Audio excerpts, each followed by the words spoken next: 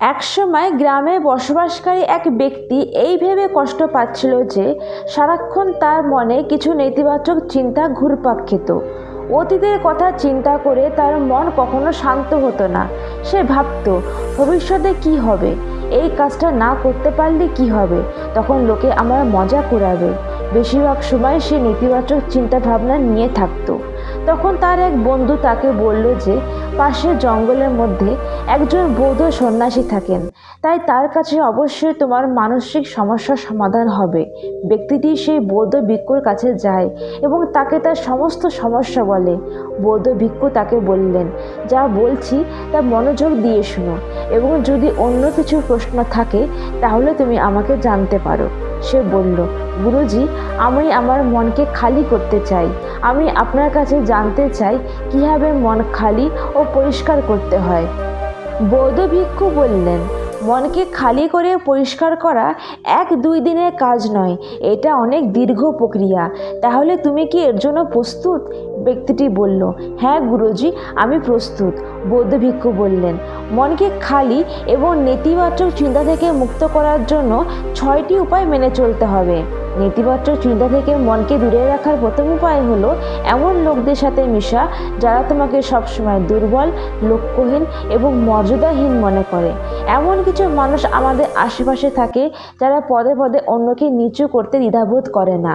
আর কখনো কখনো আমাদের পরিবারে কিছু বন্ধু বান্ধব এবং পরিবারের সদস্য থাকে যারা প্রায় আমাদের ছোট বলে মনে করে, আমাদের অপমান করার চেষ্টা করে।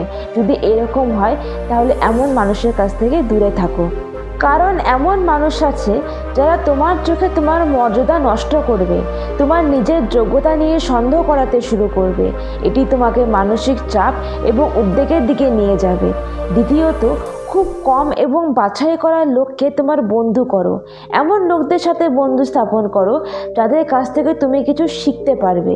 ভাবো, যাদের চিন্তাভাবনা তোমার সাথে মেলে না, তারা তোমাকে জীবনে এগিয়ে যেতে কী সাহায্য করতে পারবে। বাবা মায়ের পরে বন্ধুরা জীবন এবং চরিত্রে সবচেয়ে বেশি প্রভাব ফেলে, তাই এটি করা খুব গুরুত্বপূর্ণ।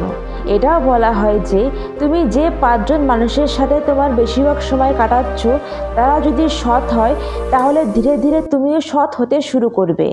যদি তাদের 5টি ধনী হয় তবে তুমিও ধীরে ধীরে ধনী হতে শুরু করবে।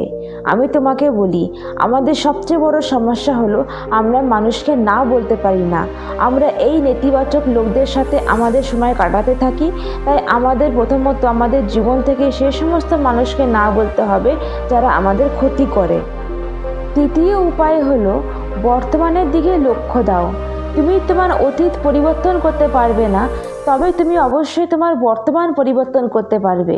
তাই বর্তমানের মধ্যে সম্পূর্ণভাবে থাকো এবং বর্তমানে মনোনিবেশ করো। তোমার নিয়ন্ত্রণে যা আছে তুমি আজ তা করতে পারো। তুমি আজই এটি পরিবর্তন করতে পারো। তুমি একটা কথা সবসময় মনে রাখবে, বর্তমানে বেঁচে থাকলেই ভবিষ্যৎকে উন্নত করা যায়। তাই বর্তমানে বেঁচে থাকার জন্য অভ্যাস করে তুলো। বৌদ্ধ ভিক্ষু বললেন, চতুর্থ, স্বাস্থ্য এবং পুষ্টি। খাবার আমাদের শরীরে শক্তি দেয় এবং আমরা যে খাবার খাই তা আমাদের শরীরে একই শক্তি দিবে এবং তারপরে আমাদের শরীর এবং মনের আচরণও একই হবে। শরীর সুস্থ না থাকলে আমাদের মনও সুস্থ থাকতে পারে না। শরীর যখন অস্বাস্থ্যকর এবং দুর্বল থাকে তখন অনেক নেতিবাচক এবং হীন চিন্তা মাথায় আসে। এটা বলা হয় যে সুস্থ শরীর সুস্থ মন এবং মস্তিষ্কের অধিকারী। শরীরকে সুস্থ এবং সবল রাখা আমাদের দায়িত্ব। বৌদ্ধ ভিক্ষু আরও বললেন, পঞ্চম উপায়, একা ধ্যান করা। সে ধ্যান কারোর সঙ্গে নয়, সবসময় একাই করো। ধ্যানের সেরা সময় সকাল বা রাতে ঘুমানোর আগে। তবে তুমি যদি সহজেই ধ্যানের গভীরে যেতে চাও তবে রাতের সময়টি সবচেয়ে উপযুক্ত। রাতে ঘুমানোর আগে ধ্যান করলে ঘুমের উন্নতি ঘটে এবং গভীর ঘুমের দিকে প্রচারিত হয়। ধ্যান করার জন্য তুমি তোমার শ্বাস প্রশ্বাসের দিকে মনোনিবেশ করতে পারো। তুমি তোমার মনের চিন্তার দিকে মনোযোগ দিতে পারো। তুমি যখন দীর্ঘ সময় একা কাটাও বা নিজের সাথে একা সময় কাটাও তখন তোমার মনে কী ধরনের চিন্তা আসে তা দেখার চেষ্টা করো। তখন তুমি যেখানে খুশি সেখানে যেতে শুরু করো। তোমার ভিতরে একটা স্তব্ধতা আসে এবং অস্থিরতা কমে যায়। বৌদ্ধ ভিক্ষু বললেন, ষষ্ঠ এবং শেষ উপায় হলো এমন জায়গায় যাও যেখানে তুমি অনেক ঘোরাঘুরি করতে পারো। একটি পুরনো কথা আছে যে দীর্ঘ ভ্রমণ আপনাকে বইয়ের চেয়েও বেশি মনোযোগ দেয়। তুমি নিশ্চয় দেখেছো যে বৌদ্ধ ভিক্ষুরা বছরে 9 মাস একটানা ঘোরাঘুরি করত। তাদের ঘোরাঘুরির পিছনে একটি কারণ হলো নতুন নতুন জায়গায় বেড়াতে গেলে মনে নতুনত্ব আসে। তুমি অনুভব করতে পারো যে তোমার মন সবসময় উত্তেজিত থাকে এবং শক্তিতে ভরপুর থাকে। প্রকৃতির সৌন্দর্যে ভরপুর জায়গাগুলি ঘুরে দেখার চেষ্টা করো। তুমি যখন বেড়াতে যাবে তখন তোমার চারিপাশে সব কিছুর প্রতি মনোযোগ দাও, তাহলে তোমার যে কোনো বিষয়ে মনোযোগ দেওয়ার অভ্যাস গড়ে উঠবে। তোমার অতীতের ভুল এবং বর্তমানের সমস্ত উদ্বেগ ভুলে যাবে। এটি মনকে খালি করার উপায়। বন্ধুরা, ভিডিওটি ভালো লাগলে চ্যানেলটিকে অবশ্যই সাবস্ক্রাইব করো, লাইক আর শেয়ার করতে ভুলো না।